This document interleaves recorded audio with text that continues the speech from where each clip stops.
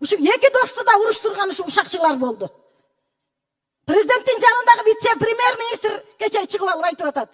Камчыбек Кыдыршаевичтин кылган ишин жөн эле жокко чыгарып атат. Камчыбек Кыдыршаевичтей болуп ошол вице-премьер элге иш кылсынчы. Соц тармактын бир маселесин түшүнбөй туруп, жөн эле блогер жүгүрүп чыгып, тиги чакырык жасап атат.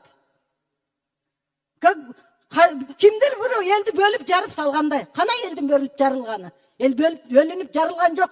Кагылайын, кыргыз элинен айланайын. Эл бөлүнгөн жок. Элди бөлүп жарган, мо саясатты кылган ушул бийликтегилер болуп атат. Ошол вице-премьер элди бөлүп жарып атат. Чакырык жасап атат. Мен дайым адилеттикти айтам. Тарых үчүн айтып коелу. Бүгүн мүмкүн эл душманы көрөр. Мүмкүн бизди адилеттик айтканыбыз үчүн бүгүн бир кодулоолорго каларбыз, чыдайбыз. Чоң саясатта жүрөбүзбү? Бул жерге парламентке чыдаганыңар келгиле. Кээ-бирлер жүрөт, комфорт зонадан чыкпай. Мамлекеттин майнасын алып атат. Ошонусуна курсан. Эл, кыргыз элинин шору. Эгерде биздин саясат таза болбосо, элдин шору. Эки дос деп, мына эки дос деп эркелетип айтып коет. Жакшы маанисинде. Эки достун ынтымагындан бузгандар болду.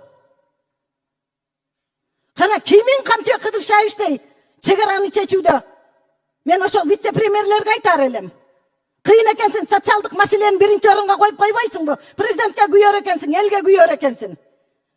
Бүт проблема социалдык маселелерде жылган. Оюңузду аягына чыгарып алыңыз. Ошон үчүн парламент чоң аянтча президент менен Камчыбек Кыдыршаевичти ымалага келтирип, ынтымакка келтире турган ушул жербиз. Кегиле бир кайрылуу кылалы. Токтотолу. Ел бир атасынан айрылып калгандай абдан кыжалат болуп чалып атышат. Токтотолу, эми ачуучундукты кимдир бирөө айтыш керек. Мына мен ошол туруп берейин. Келиңиздер, барыбыз чогуу бир президентке кайрылуу жасайлы. Болбойт мындай деп. Чогуу келдиңер, ооручуларда чогуу көтөрдүңөр жүктү. Жөн эле ушинтип эле Камчыбек Кыдыршаевич жөнөкөй киши эмес, айланайындар. Кечетен бери күтүп атам да ушул жерде жанында жүргөндөр ошо кишинен. Бүт жыргалын көргөндөр жанында жүрүп. Бир гана Үмбеталы чыкты, рахмат Үмбеталыга.